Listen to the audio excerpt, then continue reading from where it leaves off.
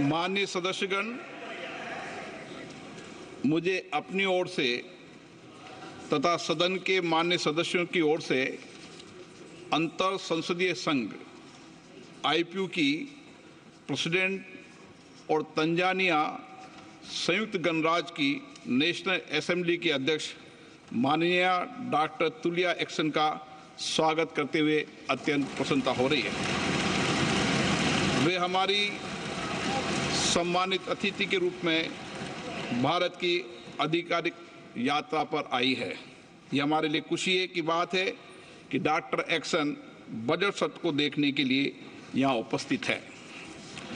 माननीय doctor Tulia action शुक्रवार दिनांक 19 जुलाई 2024 को भारत पहुंची। उन्होंने 21 जुलाई 2024 को आगरा का भ्रमण किया और इस समय वह विशेष बॉक्स में आसीन है। हम भारत में उनके सुखद और सफल प्रवास की कामना करते हैं। हम अंतर संसदीय संघ के प्रेसिडेंट के रूप में उनकी भूमिका के लिए सफलता की भी कामना करते हैं। उनके माध्यम से हम तंजानिया गणराज्य की संसद के सदस्यों, तंजानिया की सरकार तथा वहाँ की मित्र जनता को बधाई और शुभकामनाएं देते हैं। माननीय सदस्यगण, जैसा कि आपको समाचार भाग 2 के माध्यम से पहले ही सूचित किया जा चुका है कि माननीय वित्त मंत्री के बजट भाषण की प्रतियां हार्ड कॉपी के रूप में उपलब्ध कराई जाएगी। अतः बजट प्रस्तुत हो जाने के पश्चात माननीय सदस्य कृपया बजट भाषण की अपनी अपनी प्रति प्रकाशन काउंटर से प्राप्त कर लें। आपको ये भी सूचित किया जाता है कि माननीय मंत्री द्वारा बजट प्रस्तुत किए जाने के पश्चात बजट की प्रतियां आपको मेंबर्स पोर्टल के माध्यम से भी उपलब्ध करा दी जाएगी। माननीय वित्त मंत्री Shrimati Nirmala Sitharaman.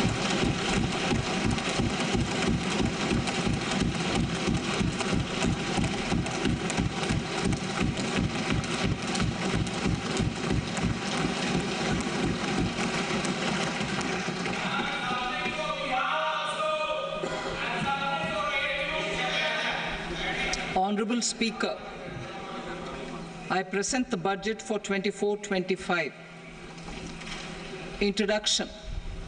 The people of India have reposed their faith in the government led by Honorable Prime Minister Shri Narendra Modi and re-elected it for a historic third term under his leadership.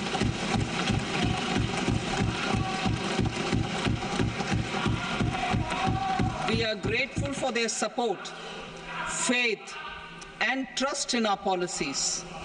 We are determined to ensure that all Indians, regardless of religion, caste, gender, and age, make substantial progress. और वे अपनी आकांक्षाओं को पूरा कर सकें, ये हमारी प्राथमिकता होगी। वैश्विक परिदृश्य को अगर हम देखें तो वैश्विक जो अर्थव्यवस्था है वो अभी भी नीति को लेकर के चुनौतियों का सामना कर रही हैं। वहाँ राजनीतिक अस्थिरता है और इसके अलावा जो समुद्री रास्ते पर समस्याएं आ रही हैं और ऐसे में जो अंतर्राष्ट्रीय अर्थव्यवस्था है उसको चुनौतियों का सामना करना पड़ रहा है और वहाँ महंगाई भी बहुत ज्यादा है। और अगर इस संदर्भ में देखें तो भारत की जो आर्थिक प्रगति है वो और एक बेहतरीन रास्ते पर है और चमकता हुआ सितारा बना हुआ है और पिछले कुछ सालों में लगातार ये तरीका बरकरार रहा है। भारत की जो महंगाई है वो लगातार कम बनी हुई है, स्थिर बनी हुई है और 4% के लक्ष्य की ओर आगे बढ़ रही है। अगर बात की जाए ईंधन और भोजन के महंगाई को छोड़ दे तो 1.3% बना हुआ है और ये कोशिश की जा रही है कि जो उत्पाद हैं वो बाजार तक पहुंच सके, ये हम सुनिश्चित कर रहे हैं। अंतरिम बजट जो कि हमने पेश किया था उसमें हमने ये बात कही थी कि हम 4 प्रमुख चीजों पर हम ध्यान केंद्रित कर रहे हैं। 4 जातियों पर, गरीब, महिला, युवा और अन्नदाता के ऊपर हमने ध्यान रखा है, यानी किसानों पर, गरीबों पर, युवाओं पर और महिलाओं पर। अन्नदाताओं यानी किसानों के लिए हमने जो एमएसपी है उसका ऐलान किया था और हमने अपने जो वादे थे उसको निभाया है और उनके लागत पर 40% हमने बढ़ाने की कोशिश की है। प्रधानमंत्री गरीब कल्याण अन्न योजना और उसको बढ़ा दिया गया था 5 साल के लिए। इस योजना को बढ़ाया गया है जिससे लगभग 80 करोड़ से ज्यादा लोगों को फायदा हुआ है।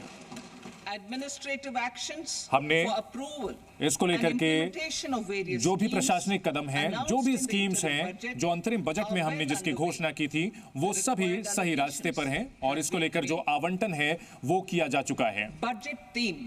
बजट 3 और हम अब पूरे साल और आगे के समय के लिए हम खास तौर पर ध्यान दे रहे हैं रोजगार को लेकर के, कौशल विकास को लेकर, लघु और मध्यम जो उद्योग हैं उन पर फोकस कर रहे हैं और हम 5 स्कीमों पर प्रधानमंत्री के योजना का ऐलान कर रहे हैं जिससे कि रोजगार बढ़ेगा, कौशल विकास बढ़ेगा और इसके अलावा अन्य मौके भी बढ़ेंगे ताकि 4.1 करोड़ युवाओं के लिए रोजगार के मौके अगले 5 साल में मिलेंगे। और इसके लिए हम जो आवंटन कर रहे हैं वो 2 लाख करोड़ रुपए का है और मैं इसके बारे में अब बहुत जल्द इसमें बताऊंगी और इसमें कुछ और विस्तृत जानकारी भी जो है वो आप एनेक्शन में देख पाएंगे। इस साल हमने 1.48 लाख करोड़ रुपए 1.488 लाख करोड़ रुपए का आवंटन हमने शिक्षा और कौशल विकास पर दिया है। बजट की जो प्राथमिकताएं हैं हमने जनता को हमें जनता ने बहुत ही अच्छा मौका दिया है ताकि हम तेज विकास और समग्र विकास की ओर आगे बढ़ सके। अंतरिम बजट में हमने वादा किया था कि हम एक विस्तृत रोड मैप प्रस्तुत करेंगे विकसित भारत को लेकर के और उसी रणनीति के तहत हमने जो अंतरिम बजट में जो बातें कही थी इस बजट को भी हम स्थिर तरीके से आगे बढ़ेंगे और हम ये हमारी 9 प्राथमिकताएं हैं जिससे कि